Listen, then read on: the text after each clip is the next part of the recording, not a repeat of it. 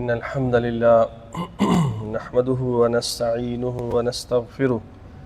ونعوذ بالله من شرور أنفسنا ومن سيئات أعمالنا من يهده الله فلا مضل له ومن يضلله فلا هادي له وأشهد أن لا إله إلا الله وحده لا شريك له وأشهد أن محمدًا عبده ورسوله أما بعد فإن خير الحديث كتاب الله وخير الهدي هدي محمد صلى الله عليه وسلم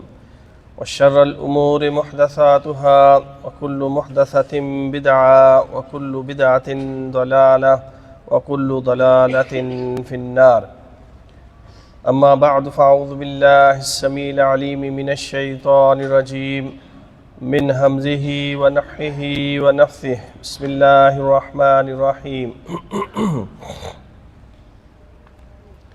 يا أيها الذين آمنوا اتقوا الله حق تقاته ولا تموتن إلا وأنتم مسلمون. إن الله وملائكته يصلون على النبي يا أيها الذين آمنوا صلوا عليه وسلموا تسليما. اللهم صل وسلم على نبينا محمد عبدك ورسولك وصل على المؤمنين والمؤمنات والمسلمين والمسلمات. رب اشرح لي صدري ويسر لي أمري واحلل عقدة من لساني يفقهوا قولي. سامعین کرام، دوسروں کو ادب آداب سے، عزت سے، شرافت سے مخاطب کرنا، ان کا اکرام کرنا، ان کی قدر و منزلت کو تسلیم کرنا، اس کا نام احترام ہے، اور یہ اسلام کے اخلاق حسنہ کا ایک نمایاں پہلو ہے کہ جس کے متعلق اسلام بارہا تاکید کرتا ہے۔ اللہ کا الحاکمین ارشاد فرماتے ہیں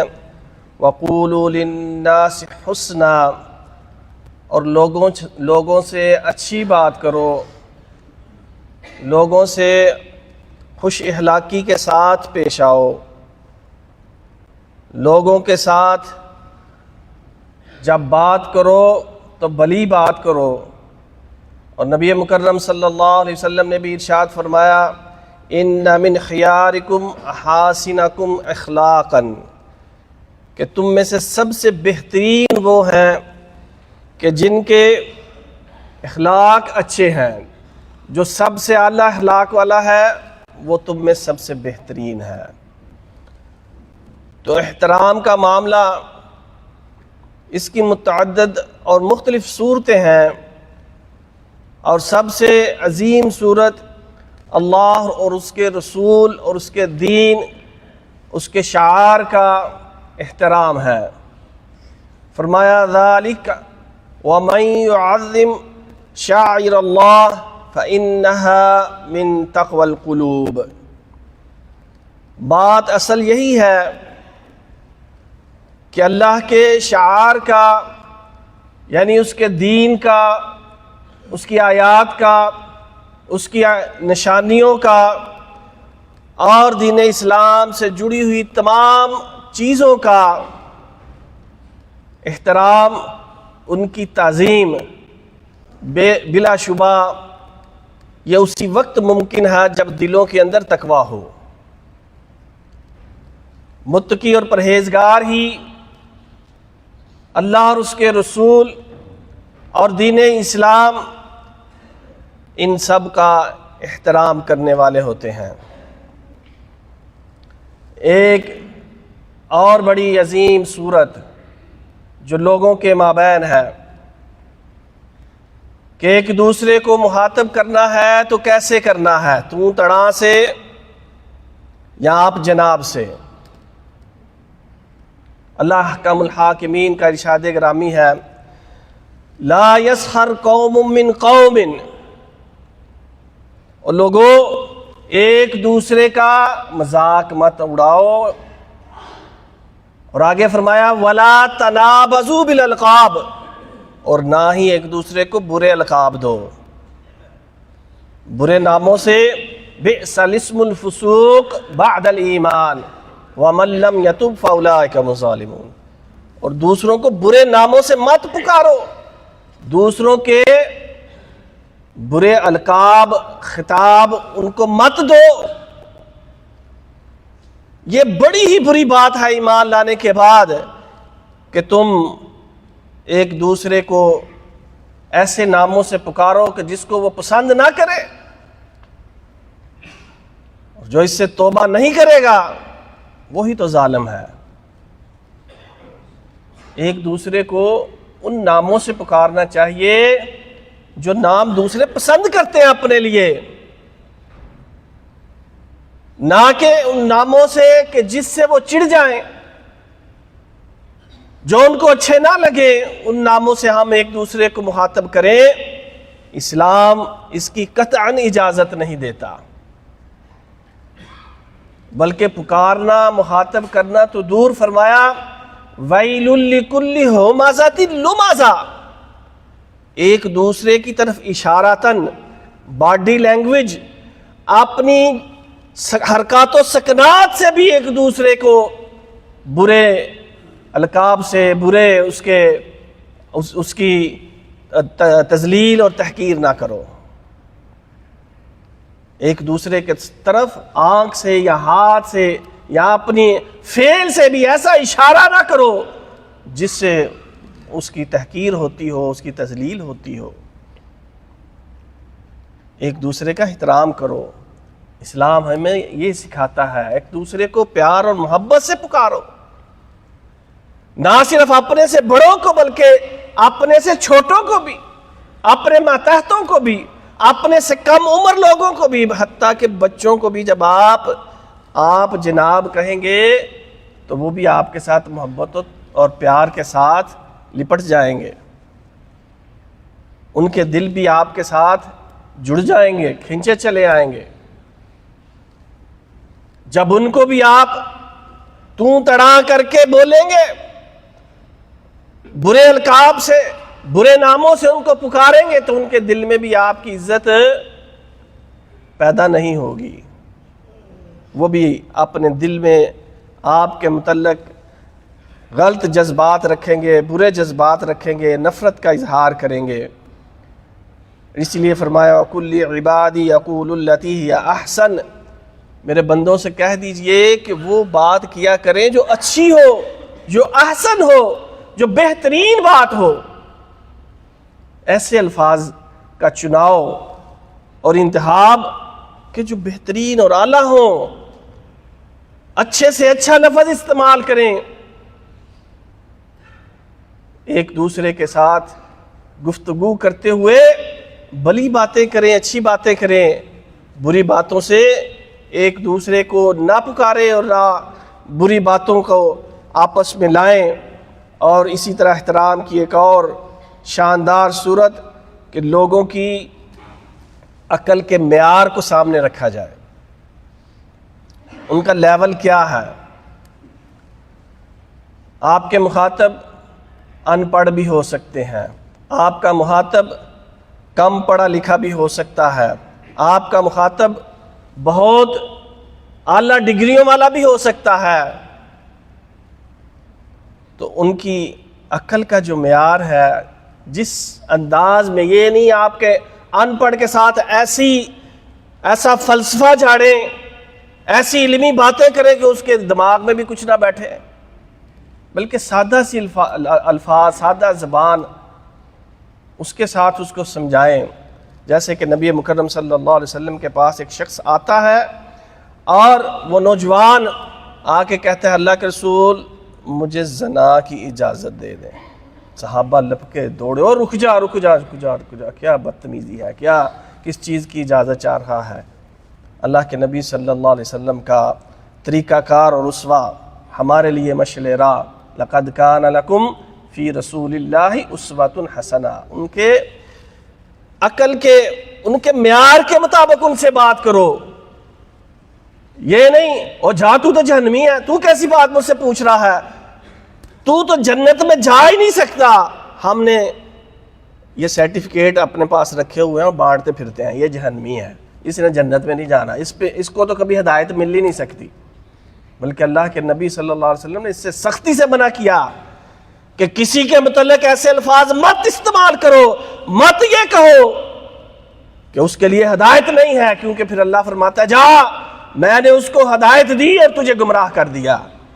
تجھے جہنم کا بھالن، جہنم کا ایندھن بنا دیا۔ نبی کریم صلی اللہ علیہ وسلم اس کو بلاتے ہیں، ادھر آؤ، میرے پاس آؤ۔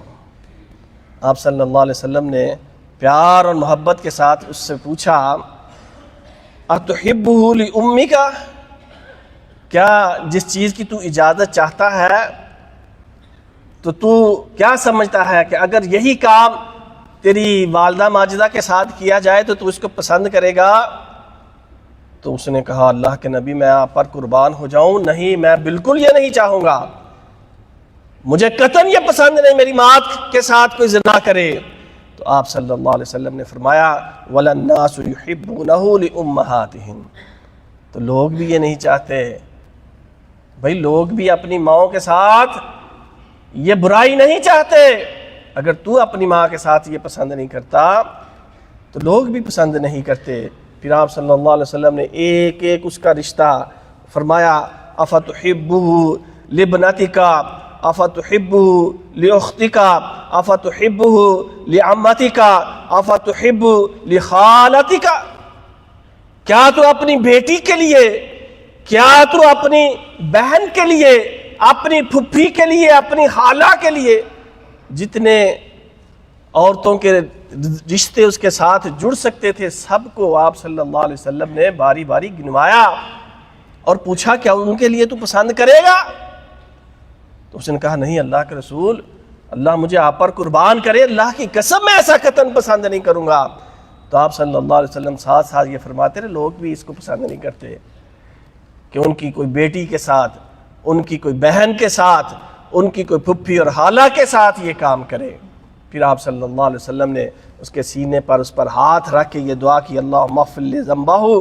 اللہم اغفر ذنبہ وطہر قلبہ وحسن فرجہ، اے اللہ اس کے گناہ کو معاف فرما دے، اے اللہ اس کے دل کو پاک اور صاف کر دے، اس برائی کو، اس گندے ذہن کو اس کے دل سے نکال دے، اس خیال کو، اس وسوسے کو، اس کے دل کو پاکیزہ کر دے اور اس کی شرمگاہ کی حفاظت فرما۔ صحابہ کہتے ہیں پھر اس کے بعد کبھی اس نے کسی کی طرف آنکھ اٹھا کے نہیں دیکھا، کسی غیر محرم عورت کی طرف۔ تو یہ اسوہ ہے کہ لوگوں کے جو ان کے عقل کا لیول ہے اس کے مطابق ان کے ساتھ گفتگو کی جائے، اس کے مطابق ان کو پکارا جائے اور ان کے ساتھ معاملہ کیا جائے۔ اس لیے حضرت علی رضی اللہ عنہ فرماتے ہیں حدث الناس بما یعرفون، لوگوں سے وہ باتیں کرو جن کو وہ جانتے ہیں، آسان ہے، آسانی سے سمجھ جاتے ہیں۔ اتحبون ان یکذب اللہ ورسولہ، کیا تم یہ چاہتے ہو کہ لوگ اللہ اور اس کے رسول کو جھٹلانا شروع کر دیں، ان کا انکار کرنا شروع کر دیں؟ ان کو لاجک سمجھاؤ، ان کو فلسفہ، منطق، ان کو اعلیٰ علم کی باتیں بتاؤ جو انہوں نے نہ سنی نہ ان کی عقل میں آتی، وہ کہ یہ کس مشکل میں میں پڑ گیا۔ تو اللہ اور اس کے رسول کا انکار کرنا یعنی دین سے ہی نہ لوگ پھرنا شروع کر دیں، تو ایسی باتیں نہیں، آسانی والی اور بڑی ہی سہل باتیں ان کے ساتھ کرو۔ بلکہ اسلام تو کفار کے ساتھ بھی بہتر انداز میں ان کو دعوت دینے کا حکم دیتا ہے۔ فرمایا ادعو الی سبیل ربک بالحکمت والموعظۃ الحسنہ وجادلہم باللتی ہی احسن، کہ ان کو حکمت کے ساتھ اچھے طریقے سے دین کی طرف، اللہ کے دین کی راہ کی طرف رہنمائی کرو، دعوت دو، اور اگر بحث و تکرار کا معاملہ آ جائے تو وہ بھی نہایت ہی عمدہ ہو، اس میں بھی گالم گلوچ نہیں، الزام تراشیاں نہیں،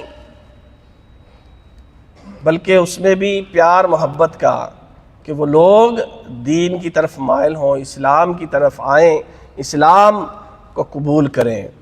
اپنے رویے کے اندر نرمی، پیار اور محبت اور احترام ملحوظ ہاتھ رکھو۔ اور اسی طرح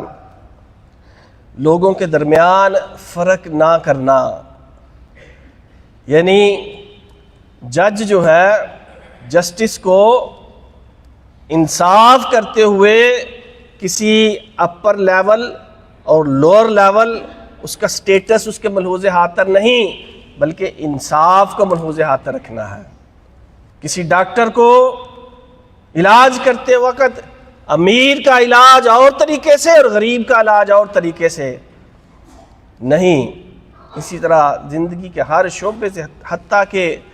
ماں باپ بھی اپنے بچوں کے درمیان فرق نہ کریں، جو بھی جہاں ہے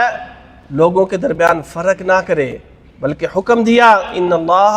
یأمر بالعدل والاحسان، اللہ تمہیں حکم دیتا ہے عدل و انصاف کرنے کا اور احسان کرنے کا، عدل کے ساتھ معاملہ کرو، انصاف کے ساتھ معاملہ کرو۔ اور نبی کریم صلی اللہ علیہ وسلم نے ارشاد فرمایا انما اہلک الذین من قبلکم، تم سے پہلے لوگ اسی لیے ہلاک ہو گئے، کیوں ہلاک ہو گئے؟ کہ جب ان میں سے کوئی شرافیہ میں سے، اشرافیہ میں سے، بڑی کلاس میں سے، بڑے لوگوں میں سے چوری کرتا تو اس کو چھوڑ دیتے، اور اگر کوئی غریب بیچارہ کمزور چوری کرتا تو اس پر حد جاری کر دیتے۔ اسی وجہ سے وہ لوگ ہلاک ہوئے، اور فرمایا اللہ کی قسم اگر میری بیٹی فاطمہ بنت محمد صلی اللہ علیہ وسلم بھی چوری کرتی تو میں اس کا بھی ہاتھ کاٹ دیتا۔ یہ ہے عدل و انصاف، فرق نہیں کرنا۔ جس نے جو جرم کیا ہے وہ کتنا ہی معاشرے میں اعلیٰ مقام رکھتا ہو، وہ کتنا ہی بڑا ہو، کتنا ہی معزز کیوں نہ ہو، اور اس کے برعکس وہ کتنا ہی پسماندہ اور گرا ہوا کیوں نہ ہو، کتنا ہی پسا ہوا کیوں نہ ہو، اس کو انصاف دیں، انصاف کا دامن ہاتھ سے نہ چھوڑیں، لوگوں کے اندر اس میں فرق نہ کریں۔ اسی طرح حضرت ابو ہریرہ رضی اللہ عنہ فرماتے ہیں شر طعام طعام الولیمہ، کہ کھانوں دعوتوں میں سے سب سے بری دعوت اس ولیمے کی دعوت ہے کہ جس میں امیروں کو تو بلایا جائے اور غرباء مساکین کو چھوڑ دیا جائے۔ ہماری دعوتوں کے لیول بھی ایسے ہی ہوتے ہیں، بڑے لوگوں کو بلا لیتے ہیں اور ان کو چھوڑو، ان کو بعد میں دیکھیں گے، جو بچا کچا ان کو دے دیں گے۔ نہیں، فرق نہیں کرنا، یہ احترام کرنا ہے۔ اور بلکہ یہاں تک کہ حضرت عثمان بن ابی عاص رضی اللہ عنہ فرماتے ہیں، آپ صلی اللہ علیہ وسلم سے عرض کرتے ہیں یا رسول اللہ مجھے میری قوم کا امام بنا دیجئے۔ آپ صلی اللہ علیہ وسلم نے فرمایا ہاں تو تیری قوم کا امام ہے، میں نے تجھے بنا دیا، لیکن خیال رکھنا ان میں سے جو کمزور ہیں، جو ضعیف ہیں، ان کا خیال رکھنا۔ تو ان کا امیر بن گیا ہے تو جو کمزور طبقہ ہے، جو نچلا طبقہ ہے، اس کو زیادہ اہمیت دینا، اس کا خیال کرنا، کیونکہ وہ بیچارے غریب اور مسکین ہیں، ان کی داد رسی کرتے رہنا۔ اور اسی طرح علماء،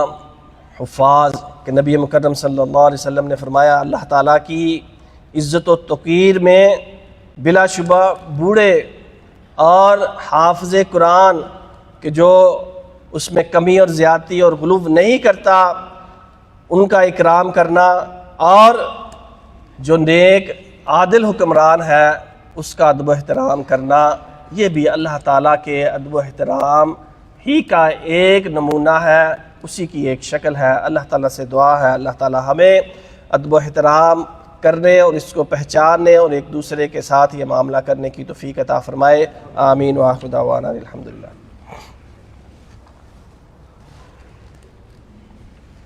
ان الحمد للہ نحمده ونستعینه ونستغفره ونعوذ باللہ من شرور انفسنا ومن سیئات اعمالنا، من يهده الله فلا مضل له ومن يضلله فلا هادي له، واشهد ان لا اله الا الله وحده لا شريك له واشهد ان محمدا عبده ورسوله۔ محترم بھائیو، اس کا دین کے ساتھ، دین کی دیگر عبادات کے ساتھ بھی بڑا گہرا تعلق ہے۔ اللہ تعالیٰ نے ارشاد فرمایا وَإِذْ أَخَذْنَا مِيثَاقَ بَنِي إِسْرَائِيلَ لَا تَعْبُدُونَ إِلَّا اللَّهَ، کہ ہم نے بنی اسرائیل سے یہ عہد و پیمان لیا تھا کہ اللہ کے علاوہ کسی کی عبادت نہ کرنا،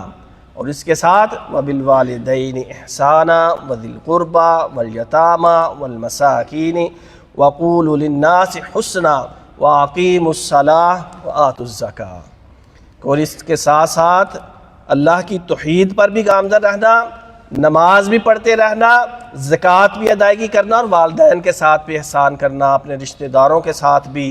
اور مساکین کے ساتھ بھی، اور لوگوں کے ساتھ اچھی گفتگو کرنا،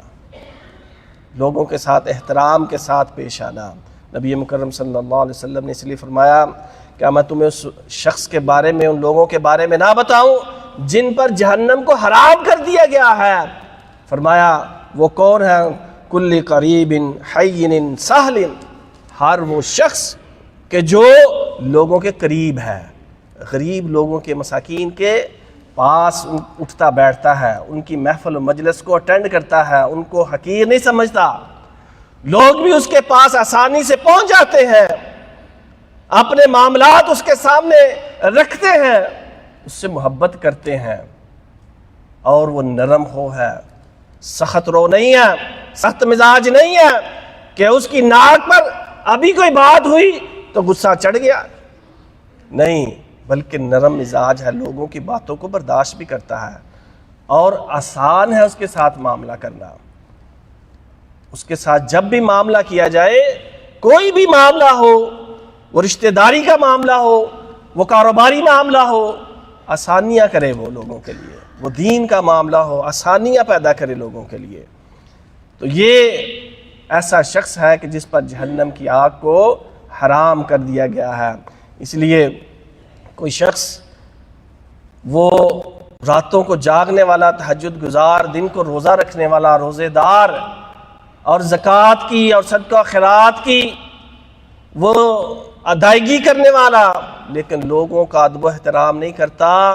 تو پھر ایسا شخص اسلام کو قابل قبول نہیں ہے۔ اس کا یہ دین، اس کا یہ ایمان، اس کے یہ اعمال اس کو کوئی فائدہ نہیں دیں گے جب تک کہ وہ لوگوں کے ساتھ بھی، کیونکہ دین اس اللہ اور اس کے بندوں کے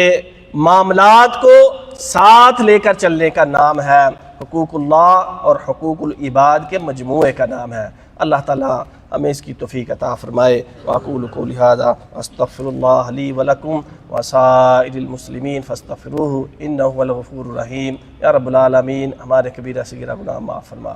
یا رب العالمین امن و سلامتی عطا فرما، یا رب العالمین جنگ و جدال سے امن و سلامتی عطا فرما، یا رب العالمین سکون عطا فرما، یا رب العالمین ایک دوسرے کا ادب و احترام کرنے کی توفیق عطا فرما، یا رب العالمین جو بیمار ہیں ان کو شفا عطا فرما، جو پریشان ہیں ان کی پریشانیاں دور فرما، جو ایمان کی حالت میں اس دنیا سے چلے گئے یا اللہ ان کی قبروں کو جنت کے باغ بنا، یا رب العالمین ہم کو اس دنیا سے لے جا تو ایمان کی حالت میں کلمے والی، شہادت والی، اپنی رضا والی موت پا کر اس دنیا سے لے جا۔ آمین۔ سبحان ربک رب العزت عما یصفون وسلام علی المرسلین والحمد للہ رب العالمین۔